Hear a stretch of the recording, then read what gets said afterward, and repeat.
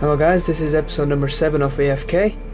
This week's unboxing and in review is going to be of Resident Evil 5, the very highly anticipated game, and that is just released on the Xbox 360 and the PlayStation 3. I've, as usual, managed to get a hold of a copy about a few days before the release. I should be able to play this game and should be able to give you a decent enough review of how the game plays and feels like. So first of all, let's just start with the unboxing. The main things that you notice straight away is it's an 18. Previous Resident Evils have been known to have a 15 rated age rating in the UK, mature audience in the Americas. This is the 10th edition of the game.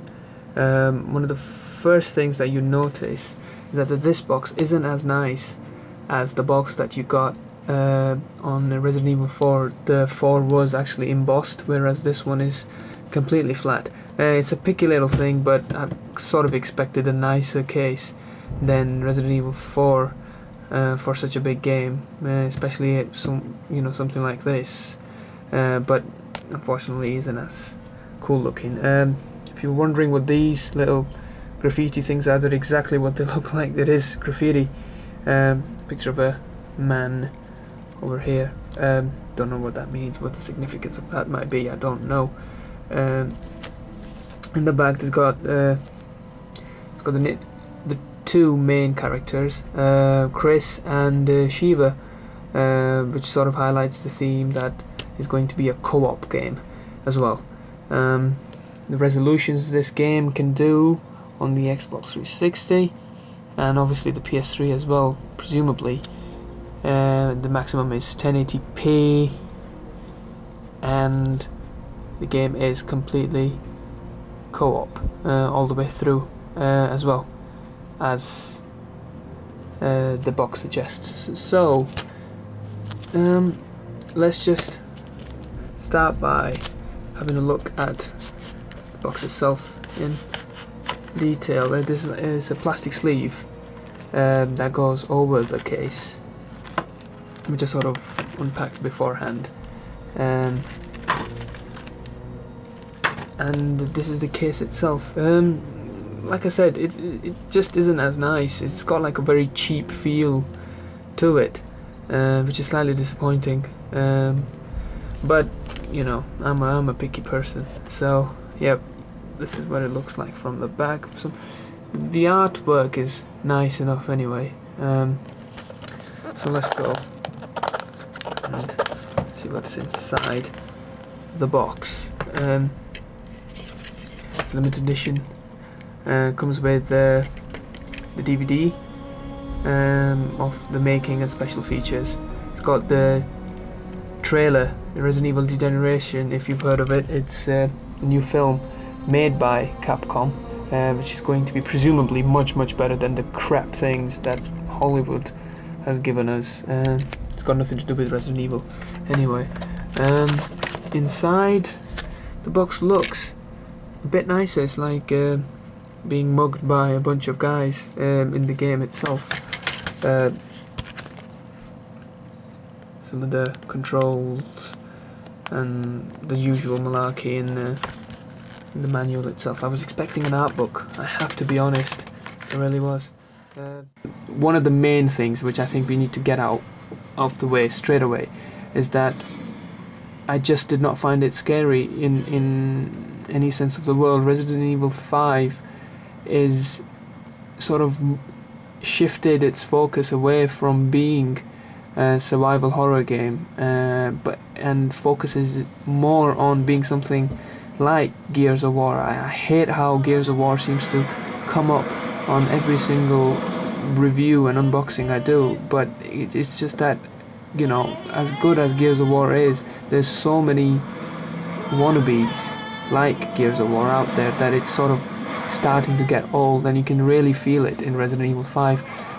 That does not, I'm not saying it's a bad thing, but it's too action oriented, and I didn't feel the same sort of or what's around that corner, or oh, something might come at me, because it just, fails to be scary in that sort of way. The music tries to be a bit, you know, creepy, but I think what they've done is what I dreaded most of all, was that, you know, they're trying to make the game a bit like the films, which is all, you know, shoot the hell out of everything, which is fun to do, but, you know, you can do that in every other game as well.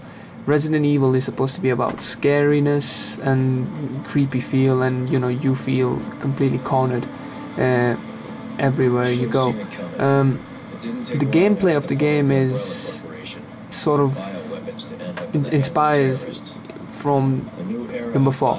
In fact, it's more or less exactly like number 4. There is still, you know, you have to put items in a certain way in your pack because you've got a certain amount of space.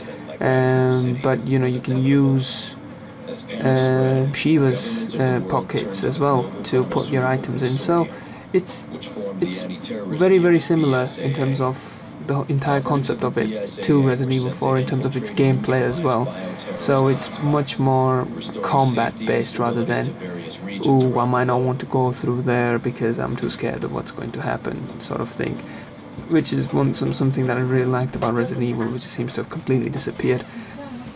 The one place this game completely and utterly shines is the graphics. I mean, you're talking about a game that looks much nicer than anything that's been out this generation, and this generation includes Killzone 2. It does look much nicer than Killzone 2, and I have to say, there is a lot less going on, so you can sort of forgive Killzone 2 to not look as nice as this, but the colors are sharp, the filters are great.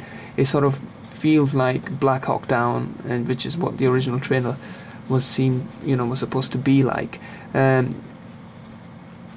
voice acting is better in the game than previous Resident Evil. I mean, the first one was notorious for having absolutely horrendous voice acting, so in that front, you know, the sound is good as well. The music is okay, not the best thing I've ever heard as well. Presentation of the game, the menus are very, very cool looking, a bit confusing at times, but nothing to, you know, really moan about. The loading times are a bit slow, I think. I asked my friend who's going to get it on PS3 as well to let me know how it is on the PlayStation 3, if the loading times are any better. But the loading times, you know, they're not enough for you to really be like, oh my god, what's going on? But they are there for you to notice that they are pretty long.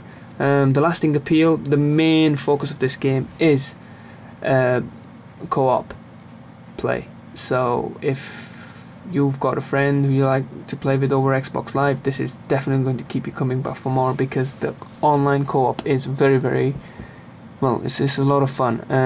Kind of like Left 4 Dead, but a bit more cooler, I have to say. So yeah, in terms of, is it a must-buy? If you're a hardcore Resident Evil 5 fan, you will be disappointed that the focus has sort of shifted away from survival horror. But if you're willing to forgive it for that, it is a very, very good action game. Not the best, but it is very good. It looks the part, and it is something that you definitely need in your collection if you like that sort of thing. So yeah, Resident Evil 5 out of 10, the score for me will have to be 8.5, because I am a bit disappointed about the fact that it's lacking that feel. So yep, this has been AFK, episode number 7, Resident Evil 5. Hope you found it useful. Thank you for watching. Bye.